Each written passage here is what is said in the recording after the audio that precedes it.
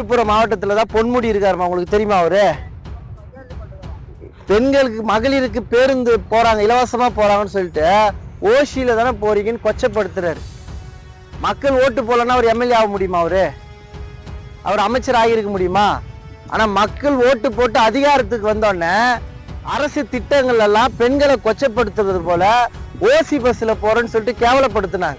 நான் வரும்போது நான் கேட்கிற வாக்கு கேட்கிறேன், 100 நாள் வேலை திட்டம்னு சொல்றாங்க.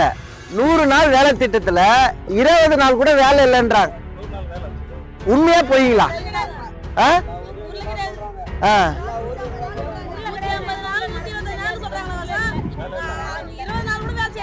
வேலை செய்யல. சீமானே 8% வச்சிருக்காரு. அவர் ஏதாச்சும் ஒரு கட்சியோட கூட்டணிக்கு போயிருந்தாருன்னா அவருக்கு 1000 கோடி கொடுத்திருப்பாங்க, 40-50 சீட்டு கொடுத்திருப்பாங்க. எனக்கு பணம் வேணாம், நான் மக்களுக்காக நிற்பேன்னு உங்களை நம்பி நிக்கிறாருக்கா. அதனால இந்த முறை மறக்காம எங்களுக்கு வாக்கு செலுத்துங்க. இந்த நாட்டுல யாரு வேணா தோகலாங்கா, ஆனா விவசாயி தோக கூடாது. விவசாயத்தை அரசு பண்ணி ஆக்குறோம், ஆடு மாடு மேய்த்தல அரசு வேலையாக்குறோம், கல்வி மருத்துவம் எல்லாமே தரமா இலவசமா கொடுக்கும். நமது சின்னம் விவசாயி. ஓட்டு பாருங்க ஓட்ட, அப்புறம் பாருங்க நாட்டை. இந்த முறை எங்களுக்கு வாய்ப்பு கொடுங்கக்கா.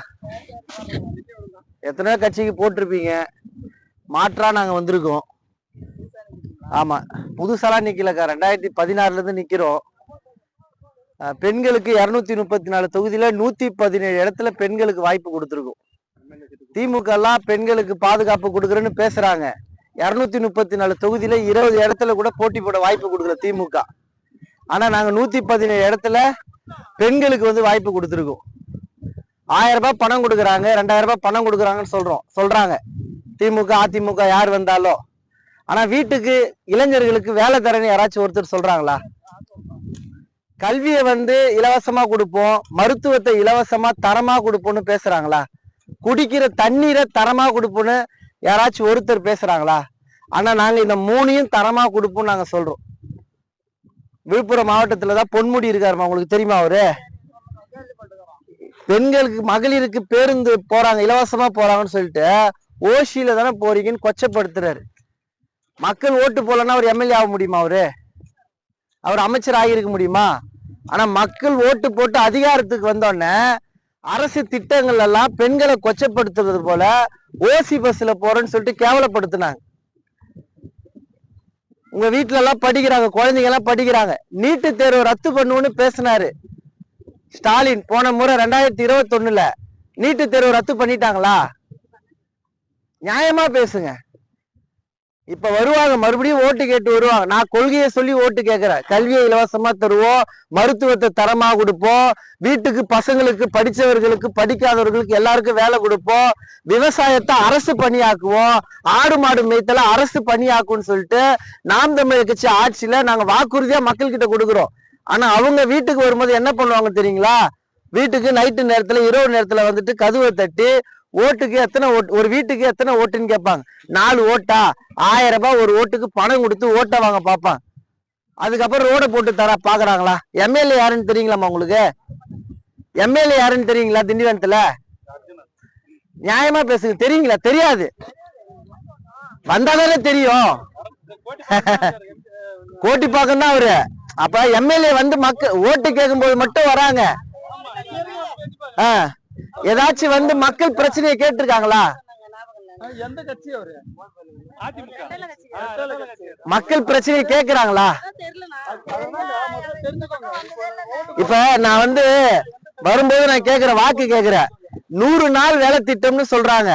100 நாள் வேலை திட்டத்துல 20 நாள் கூட வேலை இல்லைன்றாங்க. உண்மையா போய்ங்களா?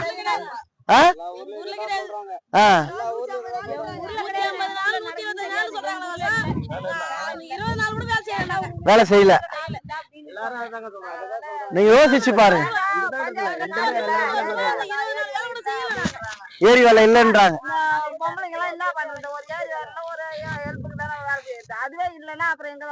அப்படி வேலையே கொடுத்தாலும் ஒரு 100 நாள் வேலை திட்டத்துக்கு எவ்வளவு பணம் கொடுக்குறாங்க? வேலை செஞ்சா ஒரு நாளைக்கு எவ்வளவு தராங்க?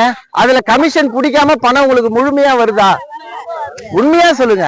அப்புறம் ஊழல் மிக்க ஆட்சியா இருக்குல்ல, அதுக்கு ஏன் நம்ம ஓட்டு போடணும்? இந்த ஒரு முறை வாய்ப்பு கொடுங்க. தமிழ்நாட்டுல வந்து பெண்களுக்கு பாதுகாப்பே இல்ல. நிச்சயமா போடுங்க. அவ்வளவுதான். எங்க சின்னமே விவசாயி. விவசாயிக்கு ஓட்டு போடுங்க. விவசாயிக்கு போடுங்க மாமா. நன்றி. கண்டிப்பாக்கா. நாங்களாம் எவ்வளவு ஒழுக்கமா வந்து கேக்குறோம். சில பேர் விசில் அடிச்சே வருவாங்க, அவங்களெல்லாம் கடந்து போயிட்டு. ஆமா, அதான் எங்களுக்கு வாய்ப்பு கொடுங்கக்கா. நன்றிங்க. எங்களுக்கு வாய்ப்பு கொடுங்கக்கா. அக்கா, இந்த முறை எங்களுக்கு வாய்ப்பு கொடுங்க. விவசாயம் வந்து அரசு பணி. ஐயா ஸ்டாலின் வந்து 2000 தரேன்றாரு, மற்ற கட்சிக்கு வந்து 2500 தரேன்றாங்க. ஆனா நாங்க பெண்களுக்கு மாசம் மாசம் பணம் கொடுக்குறோம்னு நாங்க சொல்ல மாட்டோம். விவசாய பணி வந்து அரசு பணியாக்குறோம்னு சொல்றோம். கல்வி மருத்துவம் எல்லாமே இலவசமா தருவோம். பல கிராமத்துக்கு போற எல்லா கிராமத்திலையும் குடிக்க தண்ணி இல்லைன்றாங்க. தண்ணீரை தரமா இலவசமா கொடுப்போம்னு சொல்றோம். உங்களுக்கே தெரியும், 5 வருஷம் இப்ப திண்டிவனத்துல எம்எல்ஏ இருந்தாரு. என்னைக்காச்சும் ஒரு நாள் பாத்திருக்கீங்களா? இல்ல திமுக கவுன்சிலரோ இல்ல அதிமுக கவுன்சிலரோ? ஆமா ஆமாங்க அக்கா. அக்கா நாங்க வந்து அக்கா தாங்க, நாங்க வந்து உங்களை மாரி ஒரு சாதாரண ஆளுங்க தான். நாங்க வந்து இப்ப மாற்று அரசியலை பேசி மாத்தணும் நாங்க வரோம். அந்த கட்சியோட எங்களை ஒப்பிடாதீங்க. அது திராவிட கட்சி. நாங்க தமிழ் தேசியம் பேசுறோம். நாங்க உங்ககிட்ட வாய்ப்பு கேட்கிறோம். இது வரைக்கும் எங்களுக்கு வாய்ப்பே கொடுக்கல. நீங்க 15 வருஷமா எங்க அண்ணன் சீமான் அண்ணன் பேச்ச மூச்சாக்கி பேசிட்டு இருக்காரு. உங்களுக்கு தெரியுங்களா சீமான் அண்ணன்? தெரியுங்களா உங்களுக்கு? அவர் பேசுறதெல்லாம் கேட்டுக்கிறீங்களா? எந்த கட்சி கூடயும் கூட்டணி வைக்கலக்கா. தேமுதிகன்னு ஒரு கட்சி தெரியல, விஜயகாந்த் கட்சி 1% ஓட்டு தான் வச்சிருக்காங்க.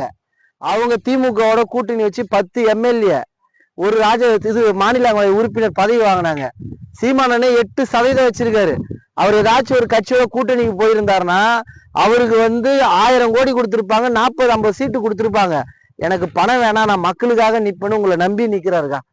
அதனால இந்த முறை மறக்காம எங்களுக்கு வாக்கு செலுத்துங்க. இதுக்காக தான் தமிழ் தேசியம் சொல்லிட்டு போராடிக்கிட்டு இருக்கோம். இப்ப பெண்கள் வந்து திமுக அண்ணா திமுக ஏதோ பெண்கள் பாதுகாப்பு இருக்கா? அது மாதிரி எல்லாம் வராம இருக்குன்னா சீமான் அண்ணனுக்கு போடுங்க. இது மாதிரி பிள்ளைங்க எல்லாம் படிச்சுட்டு சும்மா இருக்காங்க, வேலை இல்லாத. அதனாலதான் வந்து நிக்கிறோம். அண்ணன் கூப்பிடுறாரு, படிச்சவெல்லாம் வந்து அரசியல் பண்ணுங்கடா, இல்லன்னா திருடனும் ரவுடியும் வந்துருவாங்க. இப்ப படிச்சு பிள்ளைங்க வந்துருக்கு. இப்ப நாங்க வந்து உங்ககிட்ட என்ன? ஆமா கரெக்டா சொன்னாங்க. நாங்க வந்து உங்ககிட்ட நாங்க வந்தா இதெல்லாம் செய்வோம்னு சொல்றோம்ல. ஆனா இப்ப திமுகவோ அதிமுகவுல இருந்து வரக்கூடியவங்க கொள்கையை சொல்லி உங்ககிட்ட ஓட்டு கேட்க மாட்டாங்க. வீட்டுக்கு வருவாங்க நைட்டு நேரத்துல வந்துட்டு, எத்தனை ஓட்டு இருக்கு வீட்டுல? 5 ஓட்டு இருக்கா? ஒரு ஓட்டுக்கு 500 1000 2000 பணத்தை கொடுத்துட்டு போயிடுவாங்க. பாருங்க,